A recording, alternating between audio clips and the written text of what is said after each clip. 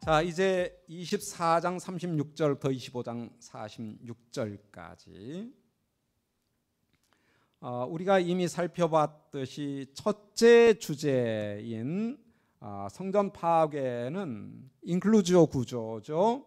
24장 3절과 24장 34절에 이 모든 것들로 감싸여져 있다. 그래서 그 안에 있는 모든 내용들은 이것들, 성전 파괴에 관한 내용이다라는 것을 마태는 의도적으로 보여주고 있는 것 같습니다.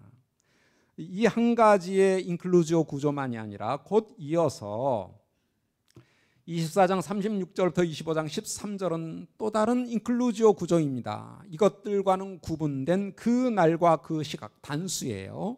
그 날과 그 시각, 인클루지오가 있습니다. 그러니까 마태는 의도적으로 두 개의 인클루지오 구조를 통해서 두 단원을 구분하고자 하는 확연한 의도가 있었다라고 볼만합니다. 볼만해요. 자, 성전 파괴는 3절부터 34절에서 이것들 인클루지오 구조를 통해서 둘째 주제인 파루시아, 재림, 세상 끝은 그 날과 그 시각의 인클루지오 구조를 통해서 그 범위가 확연하게 드러나고 있습니다. 이러한 주제의 전환을 우리가 받아들인다면 이것들, 곧 성전 파괴와 파루시아, 곧 인자의 재림은 제자들의 질문한 때와 장소와 관련해서 대조적인 특징을 갖습니다. 제자들은 때와 징조에 관심이 많았어요. 근데 이것들, 성전 파괴는 때가 정해져 있습니다. 이 세대가 지나가기 전에. 그리고 징조도 주어집니다. 무엇이죠? 멸망에 가증한 것이 서지 못할 곳에 서는 것입니다. 거룩한 곳에 서는 것, 그게 징조예요. 그래서 이것들, 성전 파괴와 관련해서는 때도 알려져 있고 징조도 주어집니다. 하지만 그 날과 그 시각, 예수님의 재림, 세상 끝과 관련해서는 때도 알려져 있지 아니하고 징조도 아무것도 주어지지 않습니다. 때는 아무도 모르는데 누구도 모르느냐? 누구도 모른다고요? 아들도 모른다. 이 정도로 때를 모른다고 하는데도 사람들은 때를 안다라고 나서는 분들이 있어요. 92년도에 여러분들 다 아시죠? 무슨 선교예요? 다미 선교회. 거기에 이모 목사님이 책을 썼는데 왜 그 날을 알게 되느냐, 그 시각까지 알게 됐냐. 원래 원문에는 날과 시각이로 했지 해와 달은 언급이 없다. 그러니까 몇 년 몇 월까지는 우리가 알 수 있다. 근데 마지막 때가 가까워지니까 은혜를 베풀어서 날과 시각까지 가르쳐줬다는 거예요. 참 성경 해석을 굉장히 유식하게 한 것 같은데, 헤메라, 호라, 날과 시각, 굉장히 전문적인 그분이 성경 번역 팀에도 참석을 했던 것 같아요. 그리고 주석도 번역을 했고, 영어는 좀 하시고 헬라어는 좀 하시는데 성경 번역이라는 게 영어 잘하고 헬라어 좀 한다 해서 되는 게 아니에요. 그 의도와 목적이 뭐냐, 문맥상 그 의도가 뭐냐. 여기서 때와 시각을, 그 날과 그 시각을 모른다는 것은 달과 해는 안다는 말이 아니라 그 때를 아무도 모른다는 것을 강조하는 표현일 뿐이죠. 아무도 몰라요. 아들도 몰라요. 결국은 그날 아무것도 안 일어났잖아요. 그죠? 조그만 사건이라도 있었나요? 아무것도 없었어요. 그래도 또 아직도 그런 시도들이 없지는 않습니다. 징조, 아무것도 주어지지 않는다. 이게 핵심 사상입니다. 그래서 이 두 사건을 좀 우리가 비교를 해보면요, 성전 파괴와 재림의 차이입니다. 때와 관련해서는 성전 파괴는 알려져 있어요. 때가 이 세대가 지나가기 전에. 그러나 재림은 아무도 모릅니다. 징조, 성전 파괴는 주어집니다. 멸망에 가증한 것, 그런데 재림은 아무런 징조도 주어지지 않습니다. 그래서 아무도 모르게 임하는 거예요. 그렇다면 성전 파괴 때와 징조 관련된 본문들을 인자의 재림으로 읽음으로써 생겨나는 문제들을 경계해야 됩니다. 전쟁만 일어나면, 지진이 일어나면, 해일이 일어나면 막 말세 지말이다 해가지고 막 난리법석을 떠는 이러한 현상들은 정말 안타까운 문제예요. 성전 파괴의 징조도 아닌데 그걸 재림의 징조라고 얘기하는 것은 어불성설이에요. 재림은 징조가 주어지지 않는다.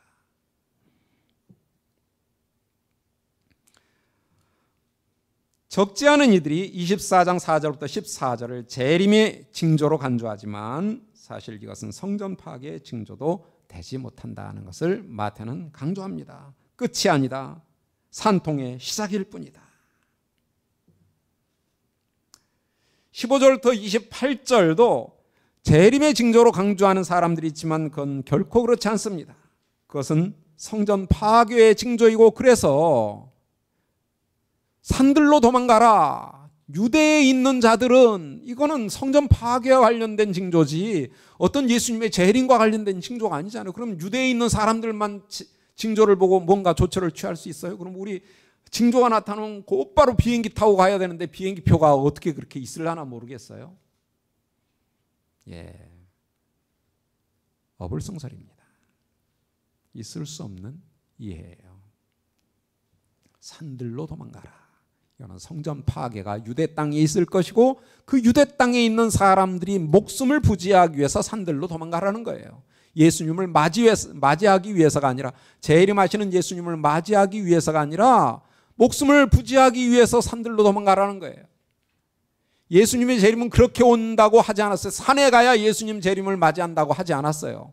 바로 뒤에 나와요. 예수님의 재림이 어떻게 임할 것인가.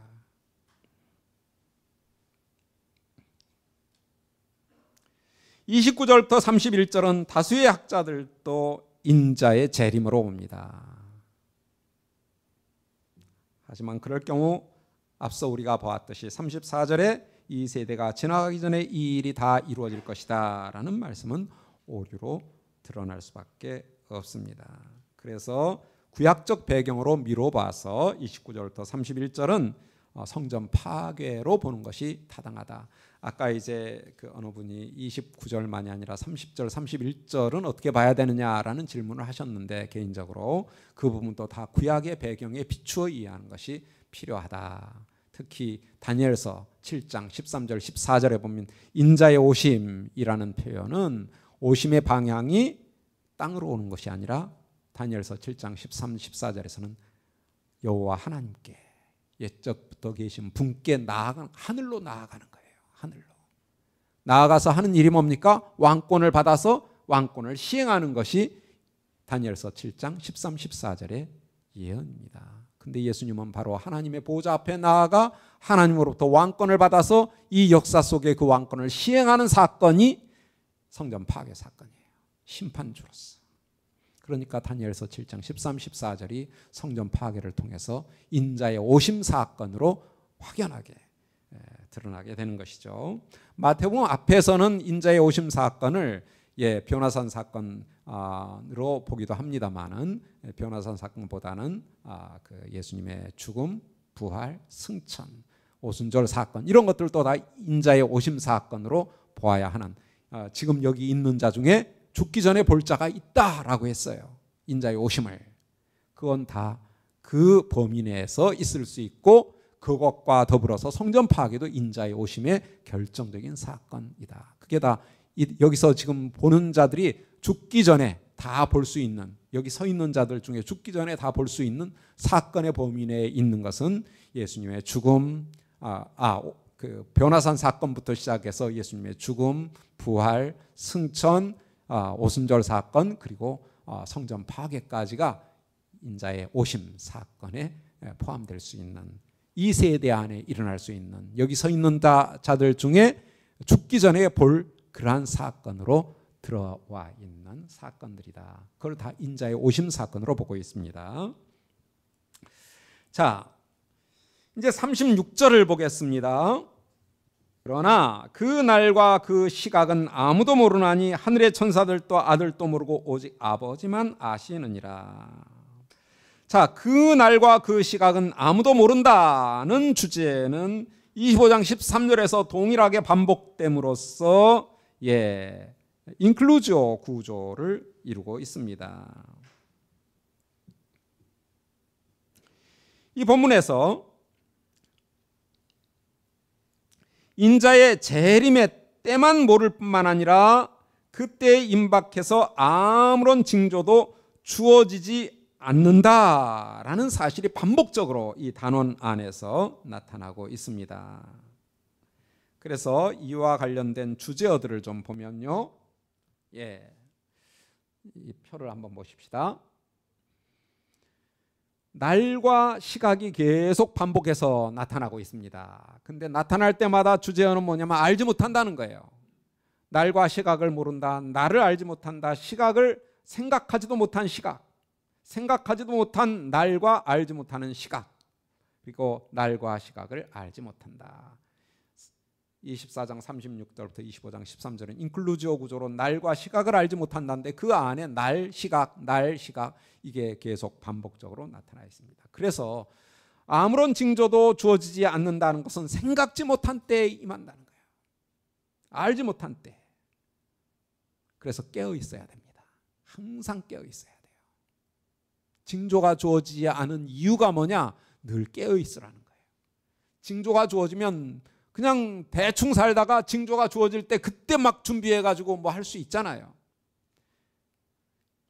5 미련한 처녀가 기름을 준비하지 않고 있다가 야 온다더라 좀 있으면 와 그러니까 빨리 준비해 해서 막 가서 기름 준비해가지고 준비하고 있을 그러한 시간적인 여유를 주려면 징조가 필요하죠.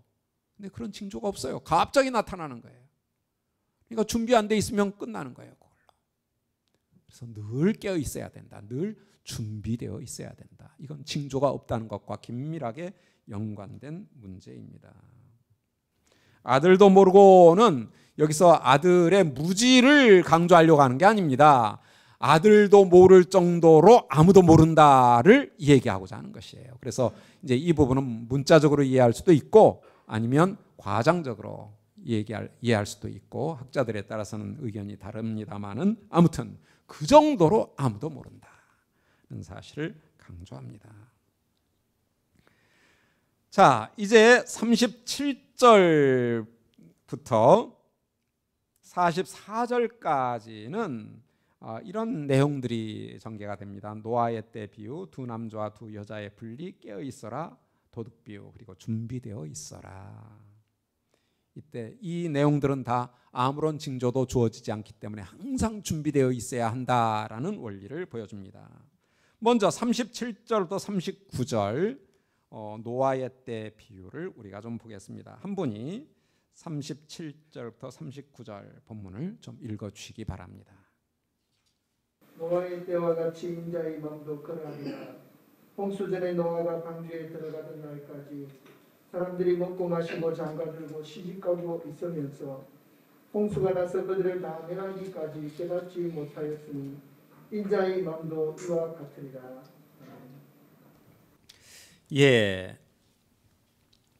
이 비유의 주된 초점은 노아 당대 사람들의 준비되지 못한 모습에 맞춰져 있습니다.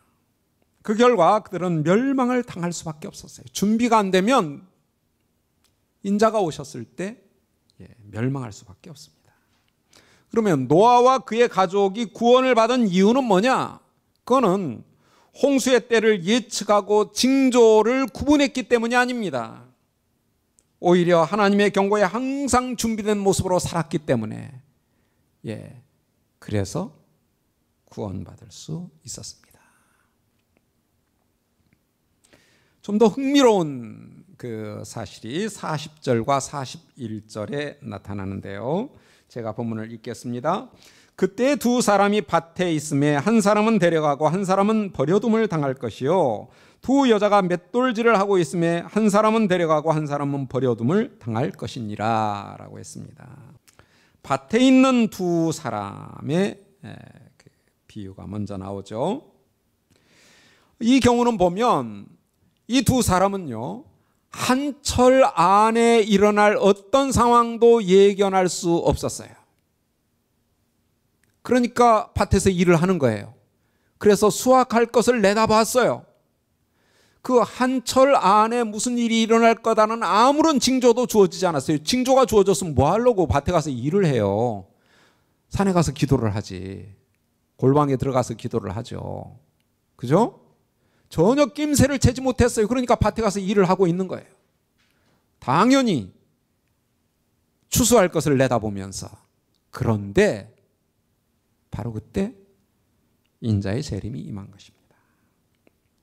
맷돌질을 하는 여자의 경우는 더 심해요. 그날 이거 밥 해가지고 밥 먹으려고 하는데 그 전에 아무런 징조도 주어지지 않았다는 거예요. 그죠?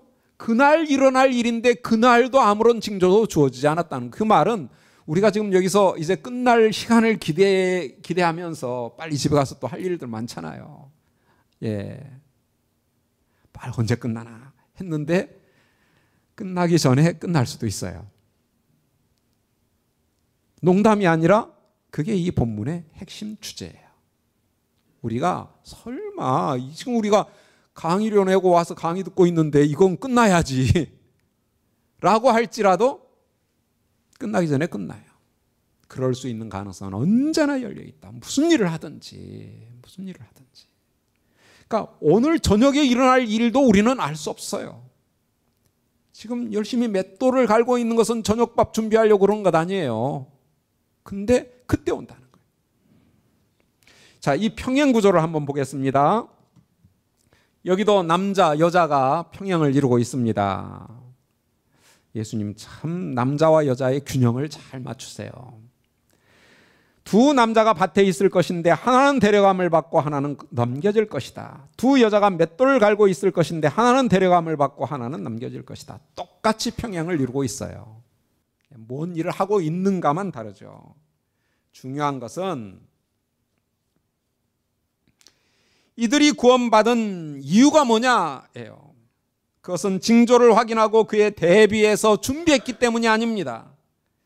징조에 상관없이 평소에 어떻게 지낸가에 따라서 구원을 받기도 하고 심판을 받기도 합니다.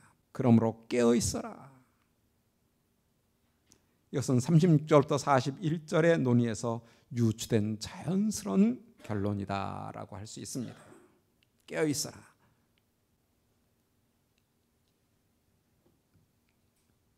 중요한 것은 이 사람들이 구원을 받은 자리, 버림을 당한 자리가 다 예배의 자리, 부흥의 자리, 기도의 자리 뭐 이런 게 아니에요.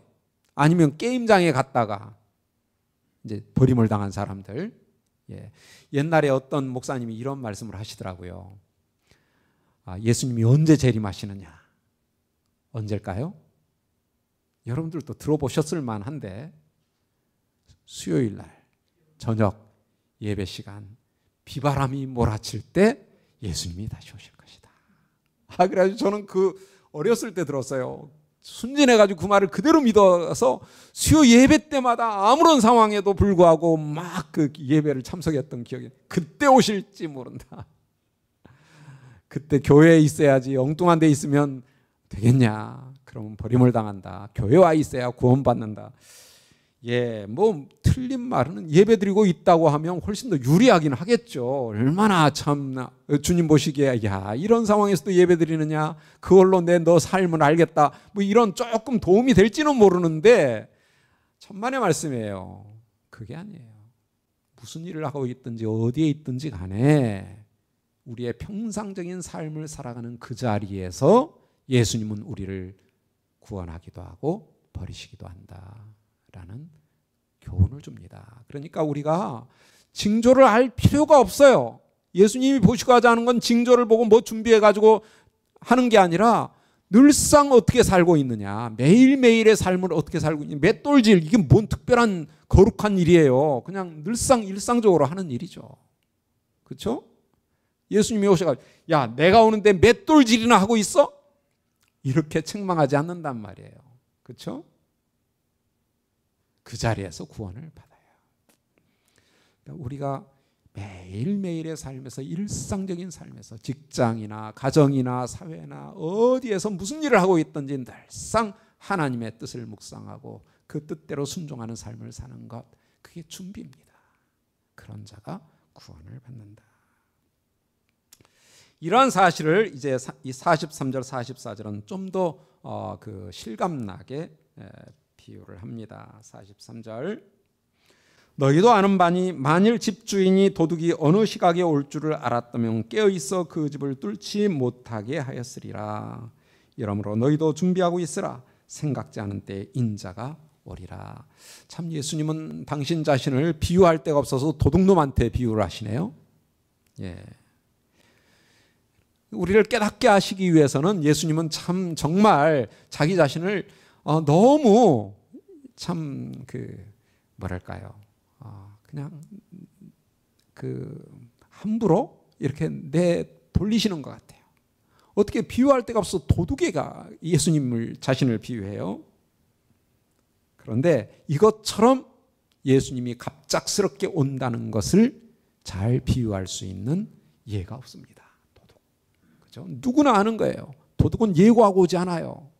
징조를 찾고자 하는 사람들은 이 도둑 비유를 잘 봐야 돼요.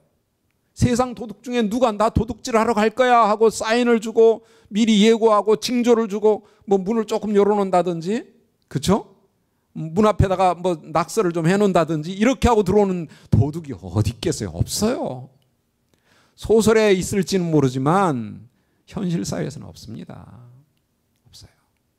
예수님은 그렇게 오시겠다는 거예요. 아무 징조도 없이, 아무 예고도 없이. 도둑의 가장 두드러진 특징입니다. 아무 징조도 주지 않는다. 예고하지 않고 갑작스럽게 온다. 따라서 도둑을 방지하는 방법은 징조를 구하는 게 아니라 항상 대비하는 거예요. 어떤 상황에서도 도둑이 들지 않도록 대비를 하는 거예요.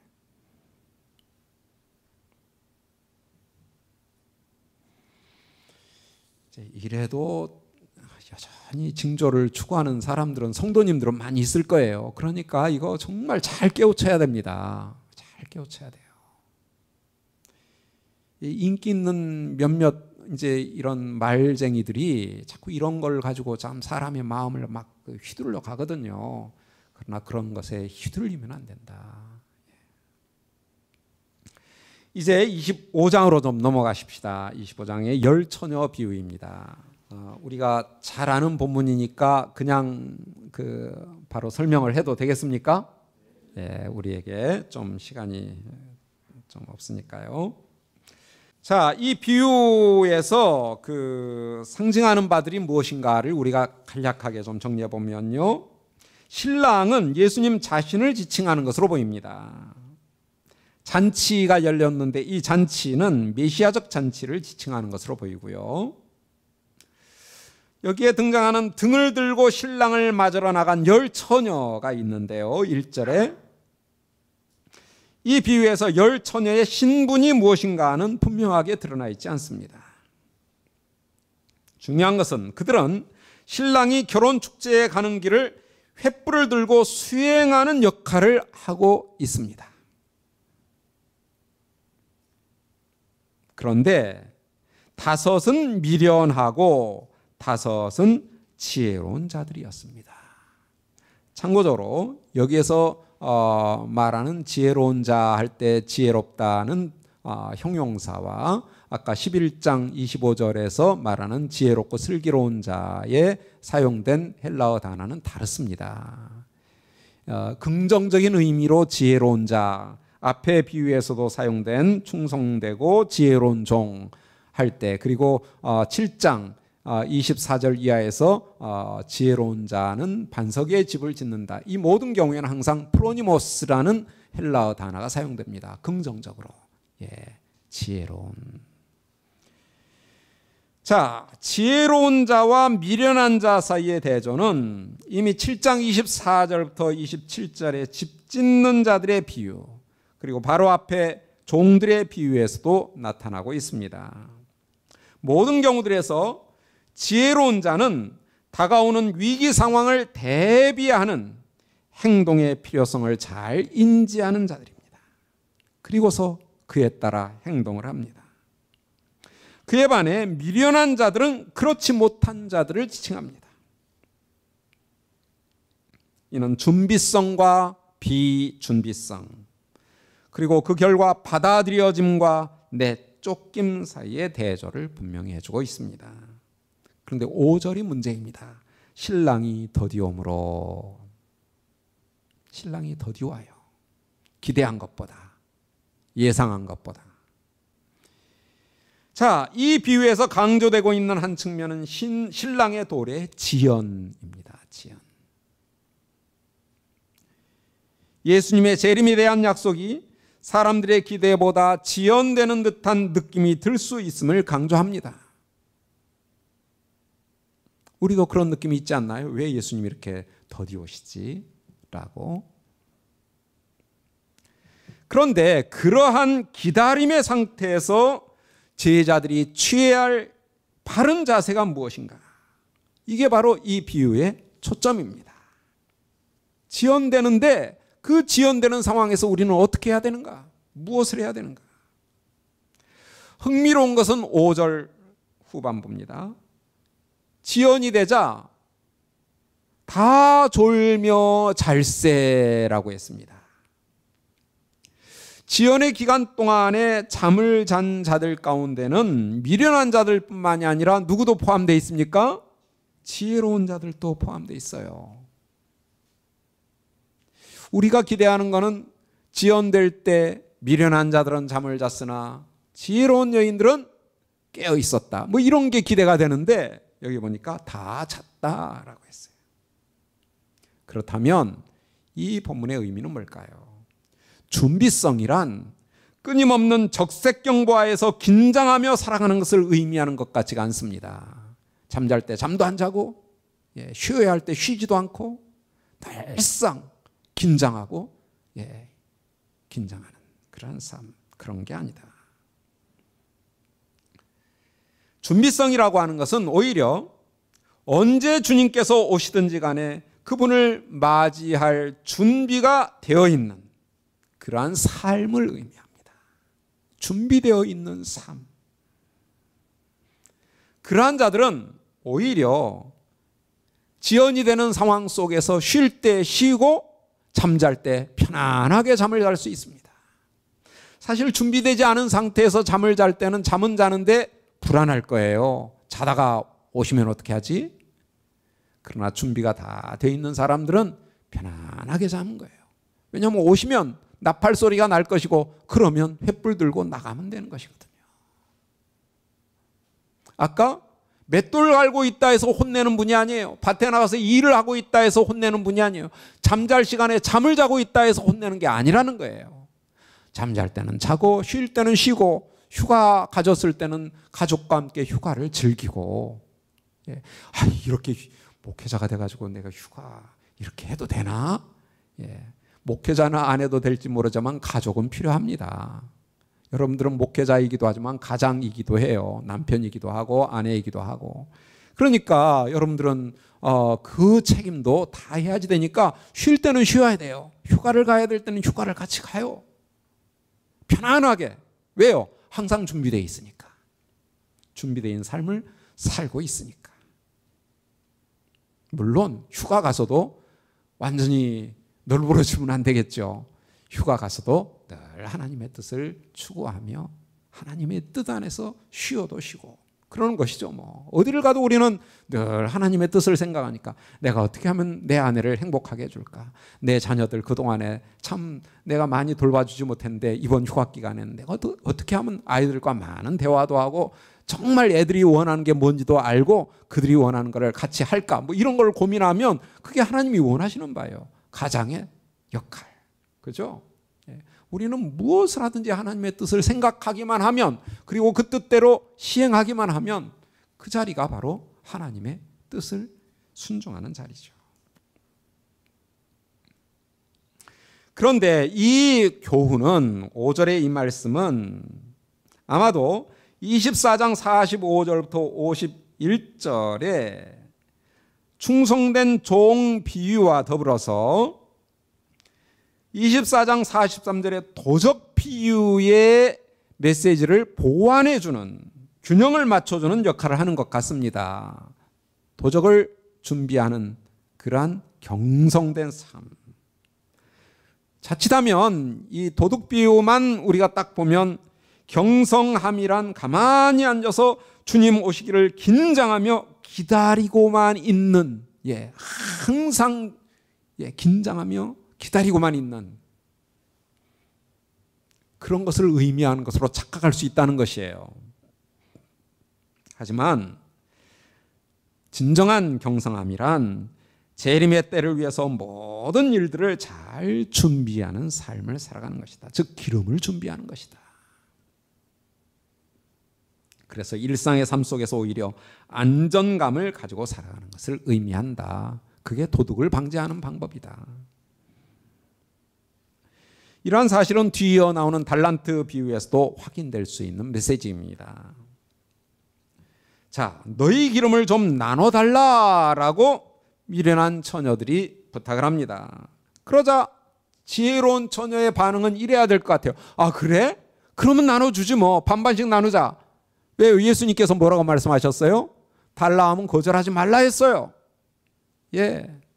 달라 하면 주라 했어요. 꿔달라 하면 거절하지 말라 했어요. 그러니까 달라는데 그냥 줘야죠. 당연히. 근데 거절해요. 뭐라고 합니까? 우리와 너희의 쓰기에 다 부족할까 하노니 차라리 파는 자에게 가서 너희 쓸 것을 사라. 이 처녀들 정말 예수님 명령 지키는 건 맞아? 라는 질문이 생깁니다. 하지만 이 말씀이 함의하는 내용은 이런 것 같습니다. 마지막 때를 위한 준비성이란 스스로 책임져야 할 문제이지 다른 사람의 준비성에 의존할 수 있는 그런 거는 아니다. 특히 예수님이 재림하는 그 상황에서는. 따라서 지혜로운 처녀의 이기적인 태도는 문제의 초점이 아닙니다.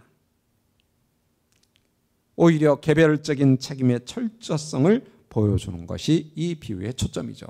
사실 이 지혜로운 여인들은 예수님이 오시기 이전까지는 이 미련한 처녀들이 뭐 해달라 할 때 다 해줬을 거예요. 달라면 주고 꿔달라면 꿔주고 뭐 다 했을 거예요. 지금까지. 속옷을 달라면 겉옷까지도 주고 오른쪽 뺨 맞으면 왼쪽까지도 얻어맞고 오리 가자면 심리 가지고 그런 삶을 살아왔어요. 그게 준비성이고 그게 기름이거든요. 근데 이 마지막 순간에는 그럴 수가 없다는 거예요. 하고 싶어도 못한다는 거예요. 그래서는 안 된다는 거예요. 철저하게 자신의 책임하에 있다. 그러니까 남편들이 옛날에 그런 얘기들을 많이 했어요. 예수님 믿으시고 교회도 나오시고 그러라고 그러면 나는 내 아내에 얹혀가지고 갈 거예요. 이런 얘기를 해요. 아내가 준비한 건 나도 치마 쪽 잡고 그냥 따라가면 된다. 뭐 이런 식으로. 그런 마음이라도 갖는 게 다행이에요. 가기는 가야 된다는 마음이 있는 거잖아요. 근데 그렇게 안 된다는 거예요. 아내의 준비는 아내의 것이요 남편의 준비는 남편의 것이에요. 자, 그런 다음에 10절부터 12절 문은 닫힌지라 문이 닫혀버립니다. 그 후에 남은 처녀들이 와서 이르되 주여 주여 우리에게 열어주소서. 대답하여 이르되 진실로 너희에게 이르노니 내가 너희를 알지 못하노라 하였느니라. 그런즉 깨어있으라. 너희는 그 날과 그 시각을 알지 못한다. 하나님 나라의 완성, 즉 인자의 재림을 내다보는 자들은 기름을 준비함으로써, 다시 말해서 하나님 나라에서 자신의 본분에 합당한 삶을 살아감으로써 항상 준비되어 있어야만 합니다. 그런데 문제는 그 준비라는 것이 그날이 올 때까지만 가능합니다. 그날이 오고 나면 더 이상 준비는 불가능하다는 것이에요. 왜냐하면 문이 닫혀버리기 때문에.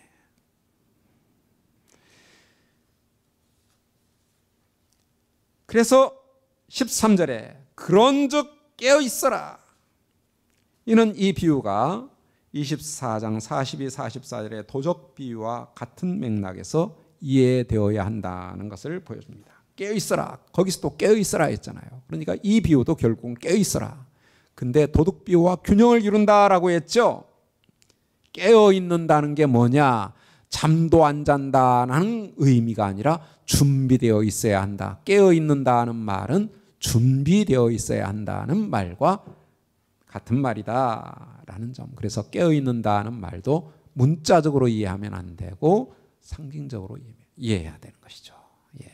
비유적으로 이해를 해야 돼요. 항상 준비되어 있어라. 자, 그 준비의 내용을 좀 더 이제 구체적으로 설명하는 것이 25장 14절부터 30절 달란트 비유입니다. 이 달란트 비유에서도 준비성의 주제는 계속됩니다. 하지만 이 비유는 준비함이 무엇인지를 새로운 각도에서 묘사해주고 있습니다. 그것은 단순히 수동적으로 기다리는 것을 의미하지 않습니다. 그것은 오히려 주인이 와서 보고 인정할 수 있는 결과를 가져오는 책임 있는 활동, 적극적인 투자 활동이 필요하다는 것이에요. 다시 말해서 기다림의 기간은 무의미하고 공허한 지연의 기간으로 의도된 것이 아닙니다.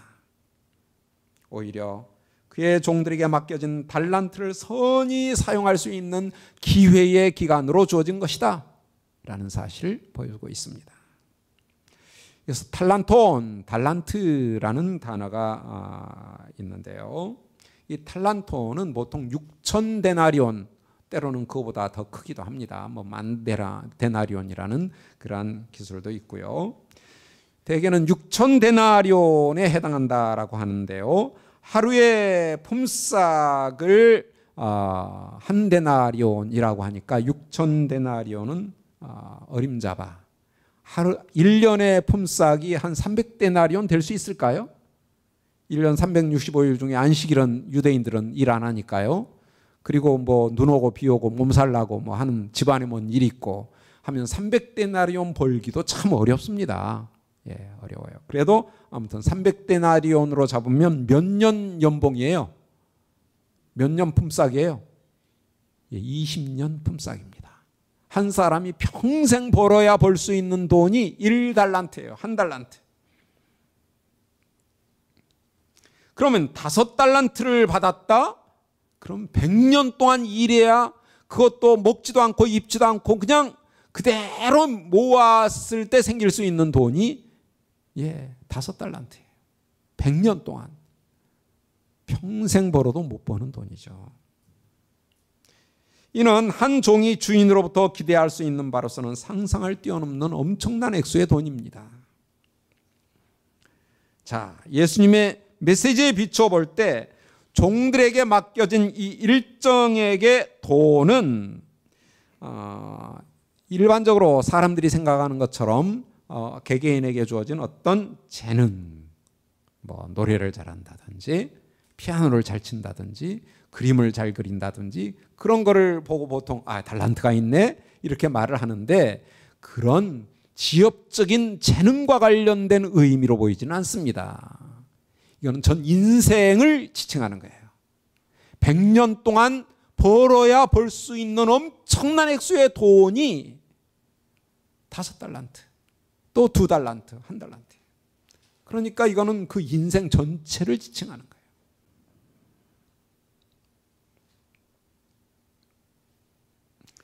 하나님의 통치를 받는 제자들에게 주어진 모든 인생의 특권들과 기회들을 지칭한다. 물론 거기에 재능들도 포함되죠. 피아노를 잘 친다, 노래를 잘 부른다, 그것도 포함될 수 있어요. 그러나 그건 굉장히 지엽적인 거고 실질적인 의미는 우리의 삶 전체입니다. 그게 달란트로 주어진 거예요. 삶의 기회 자체. 다시 말해서 산상설교에서 명령되고 있는 제자도를 실천할 수 있는 특권과 기회들, 이런 것들을 의미한다.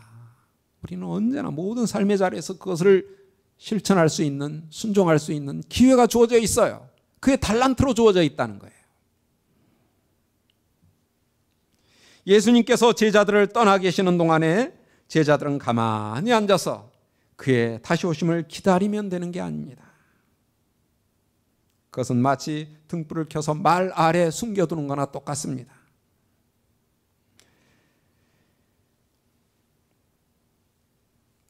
제자들은 제자유의 특권과 기회를 예수님께서 명령하신 것에 따라 사용하는 의무를 적극적으로 수행해 나가야만 합니다. 제자들의 특권과 의무가 과연 무엇이냐, 그 구체적인 내용은 무엇이냐는 바로 다음 31절부터 46절에 배고플 때 먹을 걸 주는 것, 헐벗었을 때 옷을 입히는 것, 목마를 때 물을 주는 것, 나그네 되었을 때 영접하는 것, 병 들었을 때 문병하는 것, 감옥에 갇혔을 때 방문하는 것, 이런 것들이 다 달란트를 활용하는 거예요. 투자하는 거예요.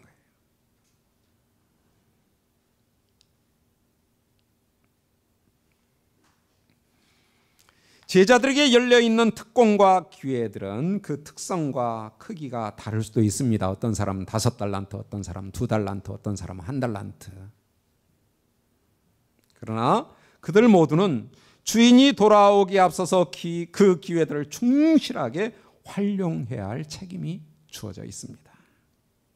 그렇다면 준비성이라고 하는 것은 그 크고 작음을 떠나서 달란트를 많이 받았냐 적게 받았냐를 다 떠나서 제자들로서 우리들의 책임을 충실하게 수행하는 것이다 라고 할 수 있을 것입니다. 책임의 크기를 정하시는 분은 하나님 자신입니다. 종의 의무는 그 크기에 상관하지 않고 자신에게 부여된 그리고 기대되는 역할을 충실히 수행하는 그것이 제자의 책무입니다. 또한 종은 비록 위험 부담이 있을지라도 적극적으로 투자해야 하는 자세를 취해야 됩니다. 5달란트를 가지고 다 투자를 해야 돼요. 이익을 남겨야 돼요. 사실 평생 벌어도 못 버는 액수의 돈을 투자해서 장사한다라고 하는 것은 세상적인 관점에서 엄청난 위험을 감수해야 합니다. 그렇지 않나요? 사실 산상설계의 명령대로 이 세상을 살아간다는 것 자체가 엄청난 모험이에요. 엄청난 위험한 투자예요. 내 인생 전체를 투자해버리는 건데요. 세상적으로 보면 야 저러다가 제가 어떻게 되려고 그래.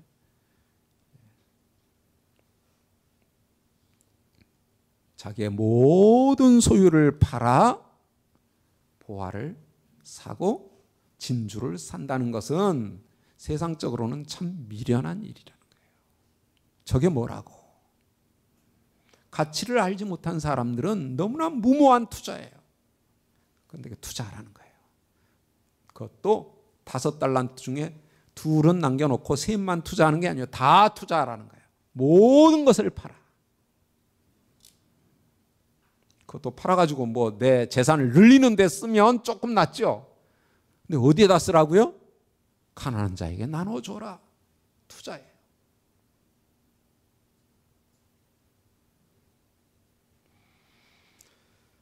엄청난 위험 부담을 느낄 수밖에 없죠.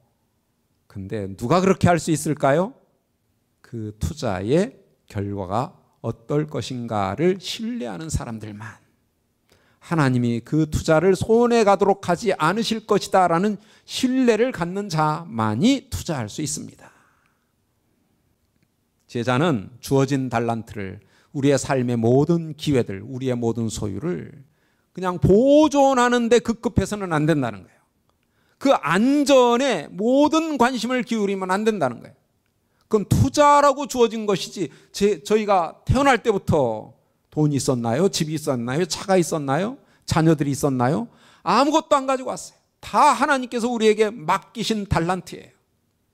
그렇기 때문에 그것을 다 투자하라는 거예요. 하나님께 내어 맡기라는 거예요. 그리고 하나님의 뜻대로 쓰라는 거예요. 과감한 투자.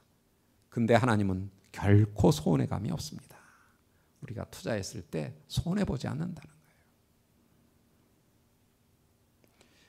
셋째 종과 관련된 내용이 앞에 두 종보다 훨씬 길게 다루어집니다.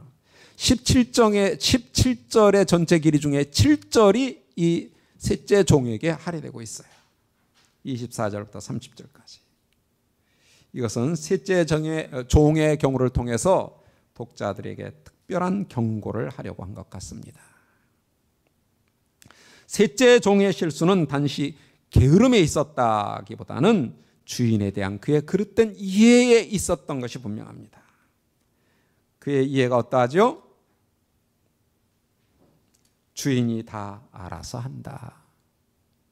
나는 가만히 있어도 주인은 다 알아서 할 수 있는 분이다. 그래서 그는 운명론적인 사고에 빠집니다. 내가 가만히 있으라도 할 건 다 하신다.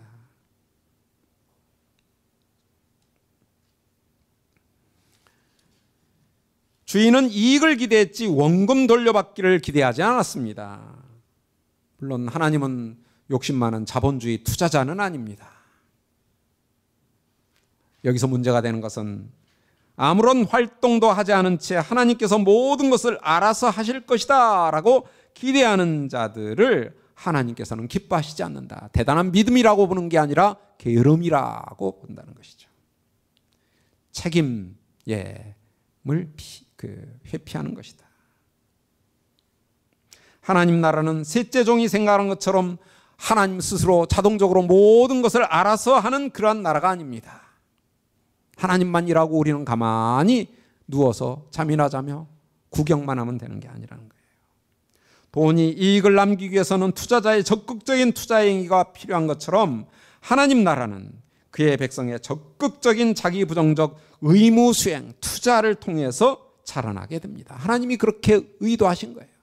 우리의 투자를 통해서 하나님 나라가 자라나기를.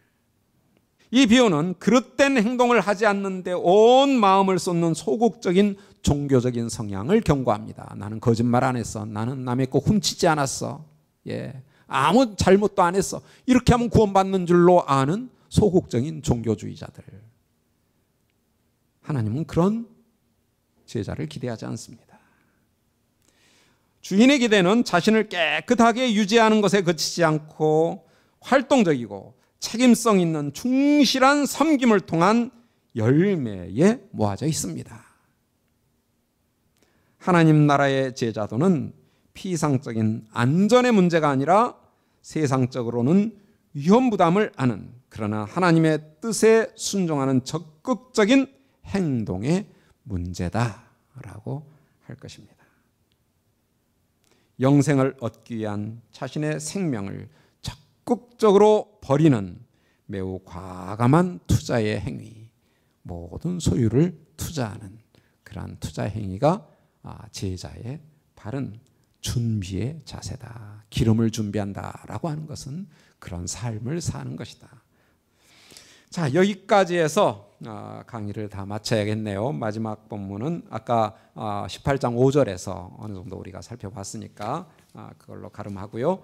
자, 이틀 동안 여러분들 5시간씩 강의 듣느라고 수고 참 많으셨습니다. 이것으로 모든 강의를 마치겠습니다.